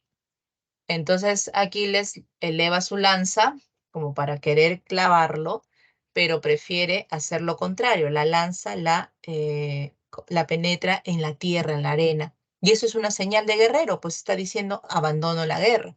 Y entonces ahí le lanza el epíteto a Agamenón, le dice: oye tú, le dice, ojos de perro, pero corazón de ciervo, le dice. Nosotros ni siquiera tenemos por qué estar en esta guerra, ni siquiera es nuestra lucha, le dice. Así que yo me voy de la guerra y no voy a regresar hasta que algún troyano se atreva a incendiar mi nave. Pero como eso no va a pasar, le dice Agamenón, que los dioses estén de tu lado. Y lo abandona. Entonces los demás reyes como que se quedaron perplejos, ¿no? Y Agamenón, anda, pídele disculpas, algo, se nos va el mejor hombre. No, no, yo no le voy a pedir disculpas, de ningún tipo. Entonces los espías troyanos, porque espías ha habido siempre, le avisan al rey Príamo, que es el rey de Troya, padre de Héctor y de Paris, le dice: señor, se acaba de ir Aquiles, ha dejado la guerra, ¿qué hacemos? Ataquen, ataquen, es nuestro momento, están vulnerables, están con miedo. Los atacan y ahí viste lo que decía el video, ¿no? La balanza que se inclina para los troyanos se sintieron prácticamente ya vencedores. E interviene el amigo que ha armado todo este escándalo, Paris. Paris, en un banquete, le dice a su papá: papá, quiero pelear. ¿Contra quién, Paris? Contra Menelao. Y todos, ¿no? Riéndose, ¿no? ¿Qué? ¿Contra Menelao? Dice Paris: pero tú has visto cómo es ese hombre. O sea, enorme, pues, ¿no? No importa, padre. El amor de Helena me protegerá. Ándate a matar, le habrá dicho Príamo. Ya, vete, le dijo, ya. Y se arma el duelo, pues el duelo va a ser entre Paris y Menelao afuera de la ciudad de Troya. Ojo, afuera. Los duelos nunca se hacían dentro, porque los ejércitos se paraban afuera. Cuando está saliendo Paris, el primero que está en la puerta es Héctor, su hermano mayor. Y Héctor lo mira y le dedica unas hermosas palabras. Ojalá te mueras, Paris. Ojalá te mueras para que mi pobre padre, ese anciano que te está viendo desde arriba, porque estaba en el balcón Príamo, no tenga que sentir, o sea, que no siga sintiendo vergüenza por todo el daño que le has hecho a Troya desde que trajiste a Helena. O sea, Héctor es un tipo, repito, ¿no? Por algunos lados me dicen: no, que Héctor a veces se comportaba cobardemente. Lógico, es humano, teme morir todos los días, tenía que estar peleando. ¿Quién no teme morir todos los días? Aquiles no, pues Aquiles era semidios, pero el otro es un humano. Pero pese a todo, Héctor es un hombre honrado, es un hombre noble, es un hombre que está viendo por Troya antes que por su propia familia, porque amaba a su patria, Héctor. Oye, llega el duelo, ya para qué te cuento, o sea, era ver pelear, no sé, pues un boxeador de peso pesado contra Maicelo, una cosa así, ya vamos a poner, disculpen que haga una comparación de ese tipo, pero Menelao era demasiado guerrero para Paris. Ojo, y Menelao le advirtió: si yo te gano, Paris, me llevo a mi mujer. Tú dirás: ay, profe, qué hombre tan amoroso, se quiere volver a llevar a Helena, hijito, le iba a llevar para matarla. No quería más que eso, poder recuperarla y matarla en plaza pública en Esparta, porque eso no se perdonaba en Esparta. Aunque una leyenda posterior dice que nunca la mató. En fin, se inicia el duelo, perdón, y Paris estaba perdiendo por goleada. hubo un momento en que con la tremenda fuerza de Menelao, París cae de espaldas y ya prácticamente estaba muerto, porque lo único que tenía que hacer Menelao era correr y clavarlo, y eso era todo lo que iba a hacer. Y una nube de polvo se levanta a los pies de París que le impide ver a Menelao. O sea, Menelao quería atacar y no sabía dónde. Esa nube es Afrodita que está protegiendo pues a París, ¿no? Y mientras eso ocurre, se lo llevan a París a buen recaudo. Entonces Menelao al ver eso dice, no, no, yo he ganado esta batalla, que no, y ¿no? Todo su ejército ahí contento. Y Héctor le dice, no, rey Menelao, usted no ha ganado, le dice. Entonces, ¿usted quiere meterse a la pelea? Le dice a Héctor. Y Héctor dijo, ya, pues no, si me toca pelear, pelearé. Pero Agamenón, que estaba mirando todo, le dice, Menelao, ven acá, hermanito, ven, un ratito, ven, papito, ven, papito. ¿Tú has visto quién es ese con el que quieres pelear? Oye, ese es Héctor. Ya ahí, Héctor sí sabe pelear, Héctor es guerrero. Y Héctor es más joven que tú, te va a matar. Entonces, Menelao, oye, sí, no tienes razón. ¿Y ahora qué hacemos? Ya, otro duelo, otro duelo. Entonces quedan para un duelo en otro momento. ¿Quiénes se van a enfrentar en ese duelo, muchachos? Héctor contra Ajax de Salamina. Ajax era aqueo, así como Aquiles. Y Ajax medía como 2 metros 10, dicen los mitos y los mitos que se han hecho sobre él, ¿no? Pobre Héctor, ¿no? Tener que pelear con tremenda mole. Muchachos, la batalla inició en el día, terminó en la noche. Ya los ejércitos estaban ya cansados de estar haciendo las arengas. Héctor, con las justas, no, Héctor, Héctor, no, ya estaba ya la gente pidiendo chepa. Y entonces Héctor, al ver que no le va a poder ganar a Ajax, ni Ajax a Héctor, deciden, como buenos guerreros, darse la mano. Ha sido una buena pelea. Sí, príncipe Héctor, ha sido una muy buena pelea, le decía yo. ¿Y ahora qué hacemos? Intercambio regalos. Y se hacen unos regalos bien chéveres.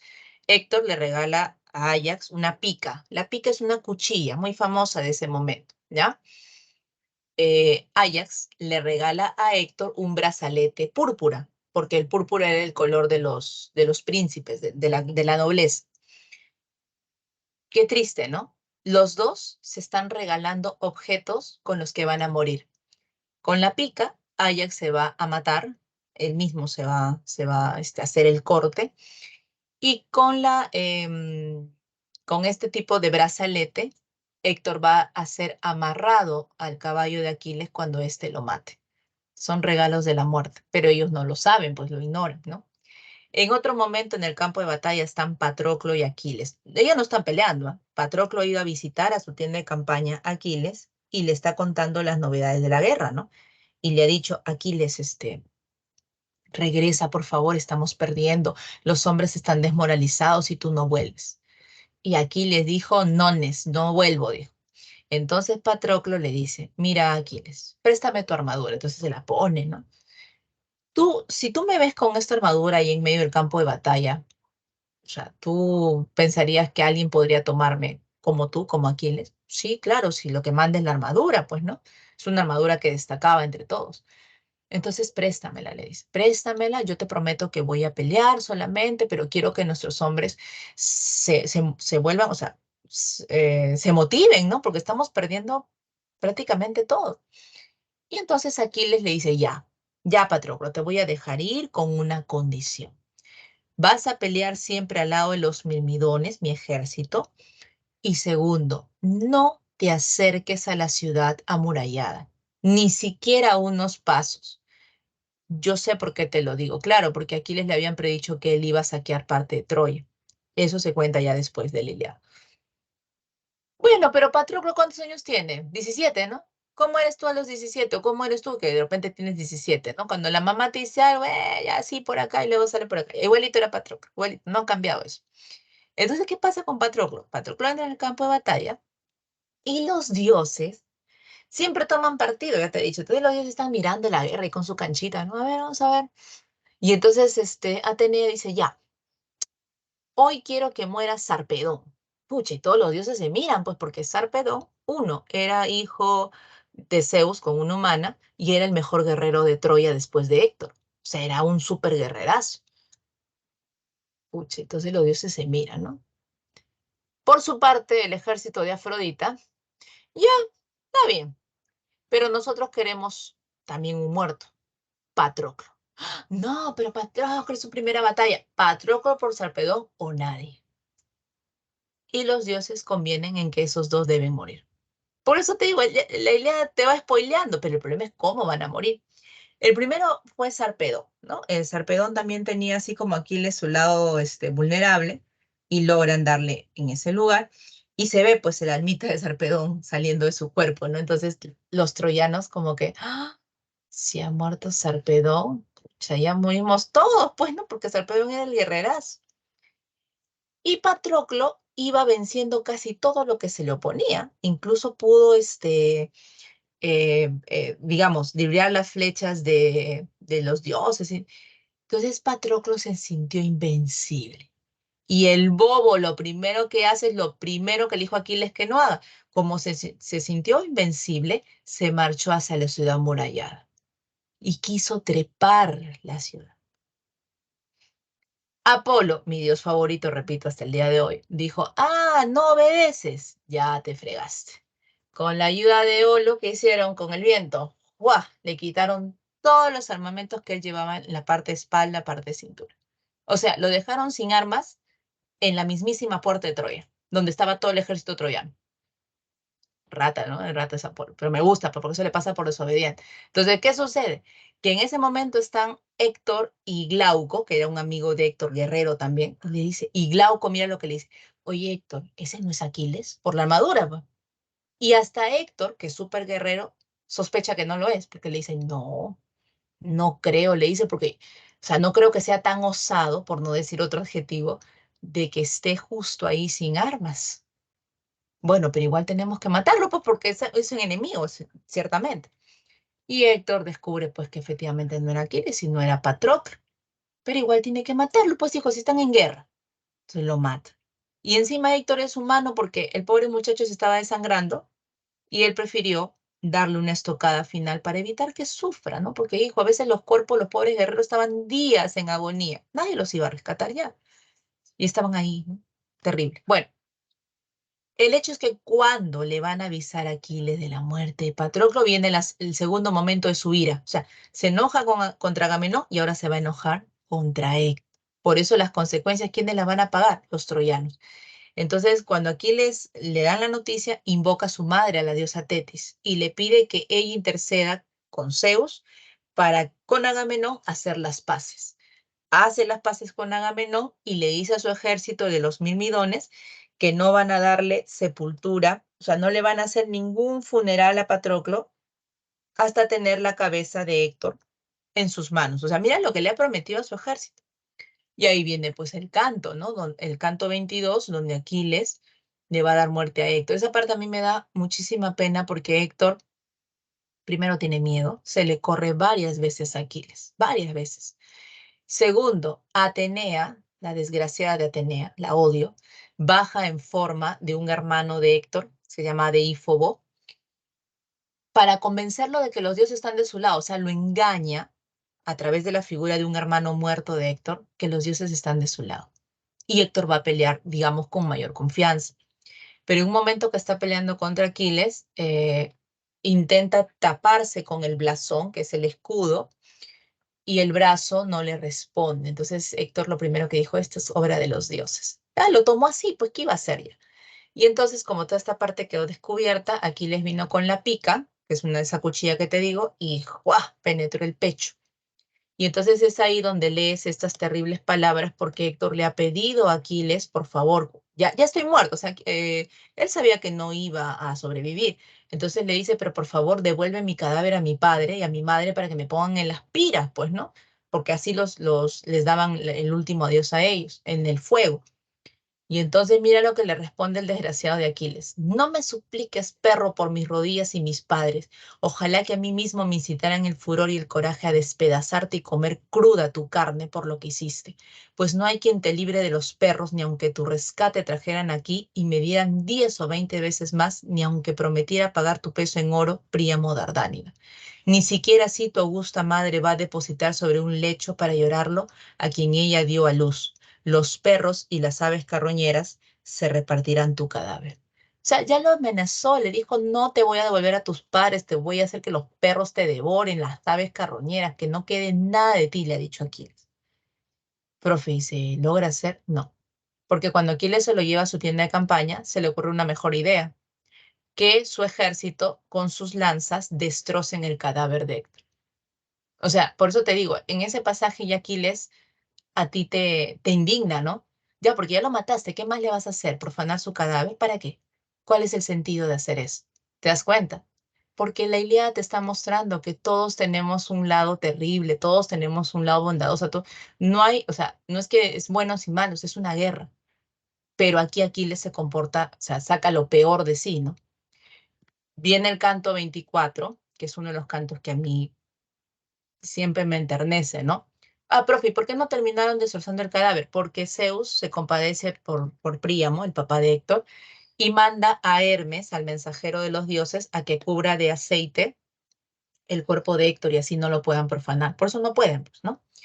Y el propio Príamo va a buscar a Aquiles para pedirle el cuerpo. O sea, el propio padre se expone ante este guerrero que lo puede matar de un solo manotazo, pero Príamo va y le dice esto, ¿no? Pero respeta a los dioses Aquiles y compadécete de mí, trayendo a la memoria a tu padre. Ya yo soy incluso más digno de compasión que él, pues me atreví a lo que jamás se atrevió ningún otro mortal sobre la tierra, acercar a mi boca la mano del asesino de mi hijo. Claro, le ha ido, es como que ojalá nunca tengas que hacerlo, que alguien, no sé, mate a un ser querido tuyo y tú le vayas a besar la mano para que te devuelva su cadáver. O sea, es indigno, pero tiene que hacerlo porque más allá de su humillación está el amor hacia su hijo, ¿no? Entonces dice, así habló y despertó en Aquiles un deseo de llanto por su padre. Tomándolo entonces por la mano, apartó cuidadosamente al anciano y ambos se sumergieron en sus recuerdos. El uno, recordando a Héctor, exterminador de guerreros, lloraba sin pausa postrado a los pies de Aquiles, mientras que Aquiles una vez se lloraba por su padre y otras por Patroclo, y los gemidos de ambos se elevaban por toda la estancia. Claro, ¿por qué estaba llorando Aquiles por su padre? Porque no lo iba a volver a ver. Él sabía de esto que le habían dicho a su madre, que él no iba a volver. Iba a ser leyenda, sí, por sus actos heroicos, pero él no iba a volver. Por eso cuando se despide de Peleo, antes de zarpar a Troya, o sea, aquí le siente una pena grande, no va a volver a ver a su padre. Pero este pasaje, a partir de Príamo, lo hace como que ver la imagen del padre. Y entonces decide darle a Príamo el cadáver. Por eso que la Ilíada termina con los funerales de Héctor y de Patroclo, ¿eh? Ojo, son de los dos, porque también se dan una tregua como de 3 semanas, no se pueden atacar, ¿correcto? Para poder darle el último adiós a sus héroes máximos. Yo recordaba cuando llevaba una clase con un profesor español sobre la Ilíada, él decía, ¿no? Que este canto 24 era el canto que marcaba la civilización en la cultura de Occidente, porque mientras todas las historias has visto, ¿no? La Orestiada, Edipo, ¿no? Que tienen ese marcado, esa marcada cosa trágica, la Ilíada, a pesar de eso, va un punto más allá, va un paso más allá, porque ya encierra lo humano. Si tú te fíjate en el canto 24, ellos son, Aquiles y Príamo son personajes o héroes o personajes de dos culturas distintas que se odian, ¿no? Aqueos troyanos. Pero ¿qué cosa los ha hermanizado? ¿Qué cosa los ha hecho fraternos? La muerte.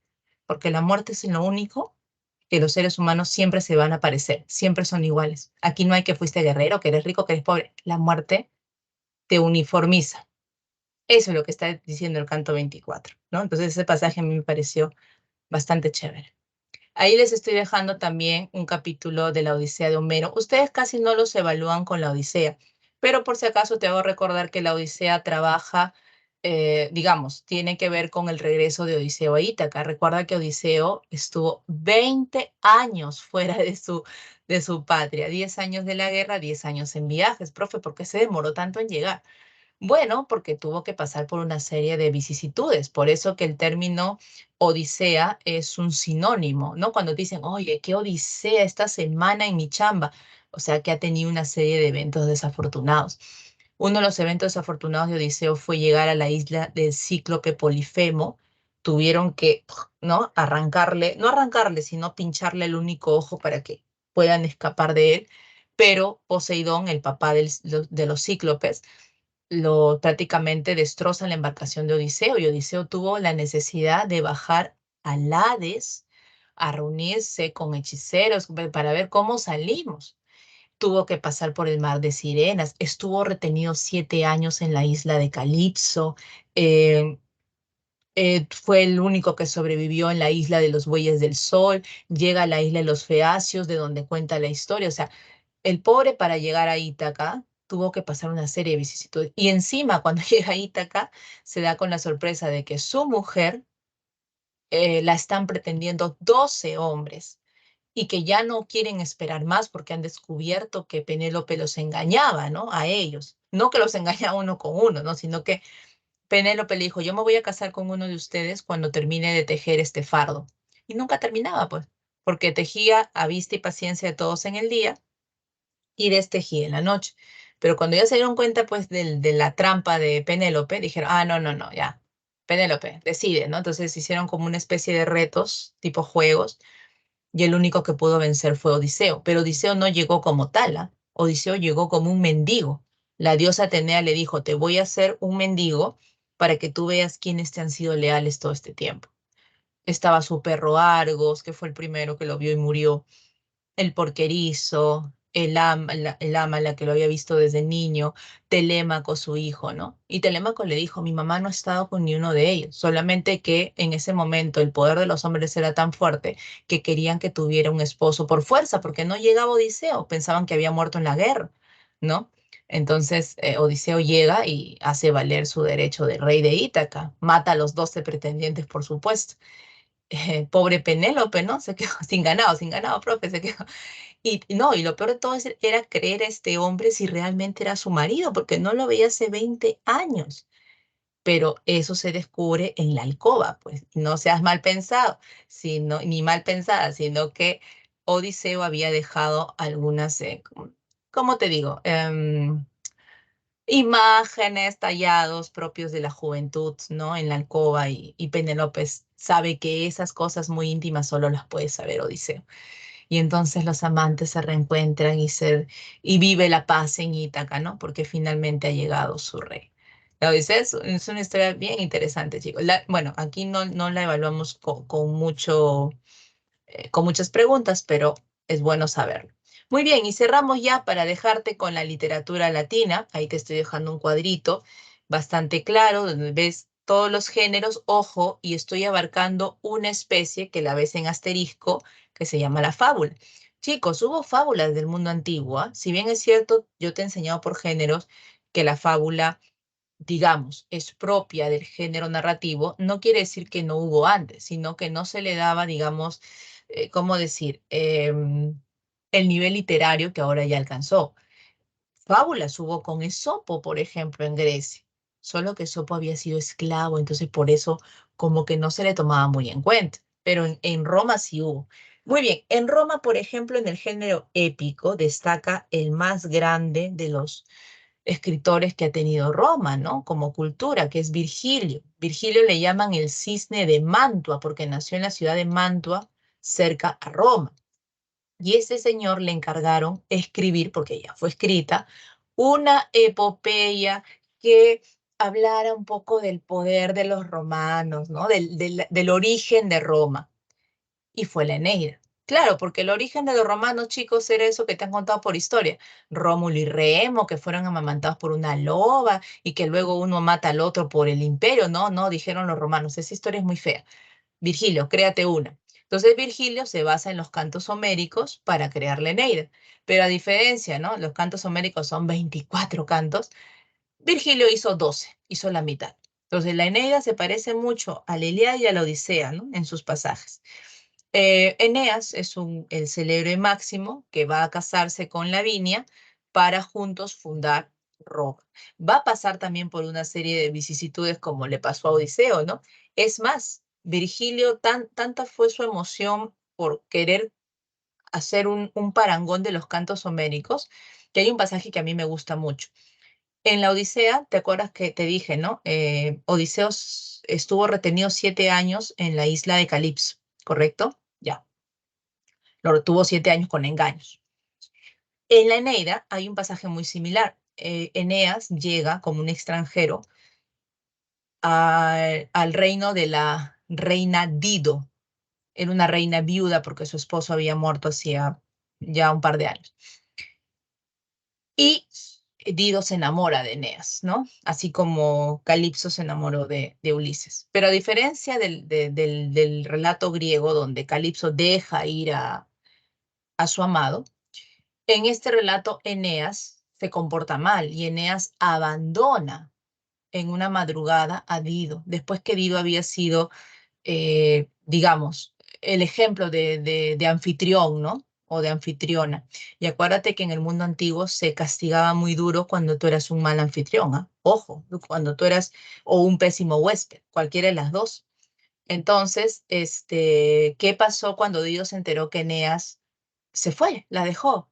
Se tiró a la piras ardiendo, se mató la pobre, ¿ya?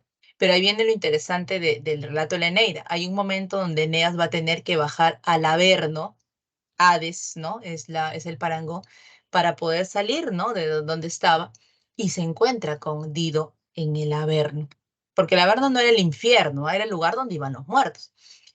Y él la ve y quiere acercársele, ¿no? Como para pedirle disculpas, pues, por lo que pasó. Y ella lo vea, pero lo ningunea, porque ella ya está de la mano con su esposo Siqueo, con él está de la mano. Entonces, es como que, ¿no? Lo que la vida separó, de repente de manera injusta, la muerte, quizás el único camino para volver a alcanzar la unión. Ahí están en Siqueo y Dido. Ese pasaje a mí me gustó mucho y me gusta más que no le he hecho caso al cretino este del Enea. Tarao, Perdón, son mi discurso literario. Bueno, pero es parte de lo que se cuenta en la Eneida, ¿no? Finalmente él se queda pues con Lavinia y fundan Roma. Muy bien, chicos, siglo de Augusto, los poetas. Género lírico, Virgilio, Horacio, Ovidio, los tromes, ¿no? Estos son los trome de la literatura latina. Virgilio escribe poemas dedicadas al campo. Ahí están las bucólicas. En las geórgicas defiende la agricultura. Ahora, profe, ¿por qué? Porque el padre de Virgilio era pastor, había sido pastor, entonces Virgilio había crecido, digamos, o tenido en su niñez mucho contacto con la naturaleza. Horacio, ya te lo dije en el tema de géneros, escribe arte poética para justamente esclarecer los géneros épico, lírico, dramático. Y llega mi famoso Ovidio, pobre mi Ovidio, uno de los grandes poetas que tuvo Roma, muy querido por Augusto, hasta que éste lo desterró. Y lo desterró porque pensó que su obra, El arte de amar, era una obra inmoral. Imagínate que los romanos, los emperadores romanos hablan de moralidad, Dios santo. Ya, y porque escribe El arte de amar, Ovidio lo condena. Todo porque trata de hacer algunos consejos para amar mejor entre hombres y mujeres, ¿no? También tenemos Remedios de amor. Acuérdate que Ovidio fue un poeta tan querido por, digamos, en el tiempo, que nuestro poeta peruano Mariano Melgar, que sabía de latín, él traducía, acuérdate, latín, tradujo Remedios de amor de Ovidio, porque estaba templado de Silvia, pues, y quería olvidarle, entonces dijo, oye, Remedios de amor debe darme algún remedio para olvidarme de esta muchacha, y traduce el libro, pero le puso El arte de olvidar, ¿no? Profe, ¿también los romanos hicieron teatro? Sí, pero ojo, no les gustó mucho la tragedia. Acuérdate que su fin era ser prácticos, útiles. Yo me imagino un pueblo que está constantemente en guerra, ¿por qué querría ver una tragedia? O sea, peor todavía. Entonces dijeron, no, mejor no. Preferían a Plauto, que es un comediógrafo. Pero Séneca tiene obras basadas en Sófocles, tiene Fedra, Medea, Edipo también hizo Séneca. En cambio, Plauto, que hacía comedia, tiene la Aulularia y el Anfitrión. Esta pregunta no te va a venir, pero es bueno que la sepas. ¿Qué autor francés famosísimo basó sus obras en las obras de Plauto? Molière. A Molière le gustaba muchísimo Plauto. Por ejemplo, tú dirás, profe, ¿qué significa la Aulularia, que es una obra de Plauto? La olla de oro. Y hay un personaje de Molière en la obra El Avaro que siempre está con su ollita de oro porque piensa que se la van a robar y entonces duerme con ella, está a su lado, la lleva a todos lados. Se llama Harpagón. Entonces, ahí ha copiado Molière a Platón, ¿ya? También en el anfitrión, que sería el Tartufo de Molière, ¿no? En fábulas tenemos a Apuleyo con el asno de oro. En realidad la obra se llama Las Metamorfosis. Ovidio también tiene una obra similar. Pero en el caso de Apuleyo, el asno de oro es la conversión, o sea, la transformación de Lucio, un humano, en asno, para ver todos los males a través de su mirada animal, ¿no? Entonces, pero profe, ¿por qué le cambiaron el título? Porque cuando llegó el cristianismo, el término metamorfosis era pagano. Entonces dijeron, no, pues no va, dijeron. Entonces Apuleyo, perdón, en ese momento, ¿cómo se llama este santo? Agustín de Hipona dijo, oye, pero la obra es bonita, la obra tiene una moraleja, entonces hay que cambiarle el nombre nomás. Y le pusieron el asno de oro. Finalmente está Petronio con los bacanales, el Satiricón, ¿no? Que es una obra así, un poco trata de las fiestas romanas. Por ejemplo, Ovidio tiene Fastos, que es un calendario romano, ¿no? Tú por historia, pregúntale a tu profe. Yo estaba viendo el otro día que en los antiguos bacanales romanos ponían como una especie de lavatorios en los pasadizos, ¿no? De los grandes palacetes. Y yo sí, ¿por qué ponen ahí? O sea, no había caño. Eran lavatorios para vomitar, porque como comían y bebían seguidamente durante una semana y no querían perderse la pachanga, entonces ahí iban si querían, como se dice, ¿no? Botar comida y luego seguir comiendo. Guácala. Ya yo cuando vi eso dije, uy, me quedé lela. Y por ahí me acuerdo de lo de Petrón. Muy bien, chicos, listo. Ha sido tu... la profe! Ha sido bastante el tiempo. Oye, estabas viendo mi pantalla, ¿cierto? Ya me estaba asustando. Muy bien, listo. Ahora sí, comparto con ustedes la separatita, porque ya nos tenemos que decir adiós, ¿ya? Pero te dejo con las claves, porque yo sabía que este tema era largo, pero te las voy a indicar, ¿ya? La 1 sale dedo, te están preguntando por una característica del periodo ático, y la única característica posible es que Esquilo formó parte de ese periodo con sus tragedias. La número 2 sale dedo, donde Aquiles, ¿qué cosa es lo cierto sobre esta información? Que Aquiles devuelve el cadáver de Héctor a Príamo, el rey de Troya, ¿no? En el canto 24. En la 3, el poeta Virgilio escribió la Eneida, sale enano, una epopeya de 12 cantos, y el protagonista procedía de Troya, como viste en la primera imagen de la clase. 4, la tragedia de Sófocles, en donde Edipo fallece, es Edipo en Colona, acuérdate, es la continuación. Edipo no muere en Edipo rey, sino en Edipo en Colona. 5, son personajes y situaciones que aluden a la obra de Edipo Rey, pero ¿cuál es lo cierto? Y lo cierto es aquí la E, ¿no? Que el oráculo de Delfos le da el presagio a Edipo que va a matar a su padre y se va a casar con su madre, ¿ok? 6, Odiseo tuvo un viaje lleno de aventuras antes de llegar a Ítaca. ¿Qué suceso no le corresponde? La B, la reina Dido se suicida por él. No, eso ocurre en la Eneida, no en la Odisea, ¿ya? 7, relación incorrecta de obras, clasicismo griego. En el drama, Odisea, pues porque la Odisea es una epopeya, no es una obra de teatro. 8, trilogía del periodo ático en el que el personaje central pasa por un juicio al haber asesinado a su madre, Clitemnestra, la Orestiada, ¿no? Esa de la trilogía, ¿ok? 9, obra épica del periodo jónico donde Hesíodo aborda los orígenes de los dioses, la teogonía.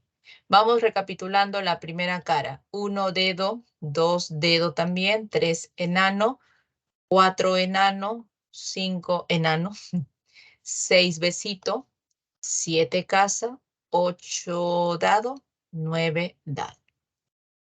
Pregunta 10, personaje femenino de la Odisea, madre de Telémaco, que simboliza la fidelidad, Penélope, que esperó 20 años a Odiseo a pesar de tener 12 pretendientes. Dios, ¿quién fuera Penélope? Ya, 11, es un personaje llamado el de los pies ligeros, Aquiles. Eso lo sabes desde la unidad 2. 12, son divinidades que ayudan a los griegos en la guerra, incluso combaten contra los troyanos, excepto mi papi Apolo. Apolo apoyó siempre a los troyanos, siempre, ¿ya?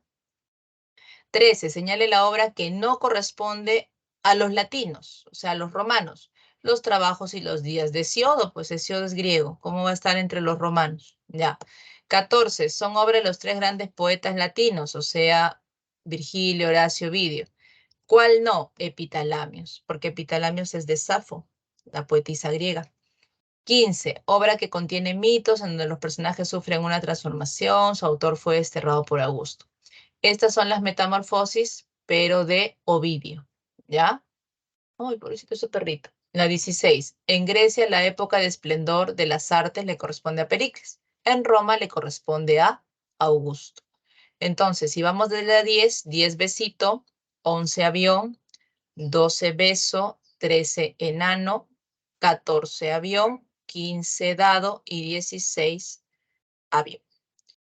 17. En la Ilíada, uno de los momentos que produce la cólera de Aquiles es porque le quitaron a su esclava Briseida. Esa fue la primera cólera. 18. Son datos ciertos de la Ilíada, excepto que culmine con los funerales de Aquiles. Aquiles no muere en la Ilíada, quien muere es Héctor y Patroclo, o quienes mueren, ¿no? 19. Indica el enunciado inexacto sobre la literatura latina, que tuvo a tres grandes poetas. Claro, en la literatura latina hubo grandes poetas, pero no fueron Esquilo, ni Sófocles, ni Eurípides. Fueron Virgilio, Horacio y Ovidio, ¿ya? En la 20, señale verdadero o falso. Todas son verdaderas. Buscaban un equilibrio entre el fondo y la forma, el clasicismo griego, las dos culturas. La estética jugó un papel muy importante, sí. Virgilio, Horacio y Ovidio son los tres grandes poetas latinos, sí, ahora sí está bien dicho. Había una marcada religiosidad, por supuesto, este Hesiodo para recordárnoslo. Y los géneros épico y lírico se enmarcan durante el periodo jónico, ¿sí? También llamado homérico. Ahí vemos que estos dos géneros son los que eh, se vinculan a este periodo. Listo, chicos. Ha sido un placer. Espero de alguna manera que ya se solucione lo de mi acceso, ya, para darte todos los materiales y de ser posible subir ya todos hasta la semana 15 para que tú los vengas repasando, ¿ya?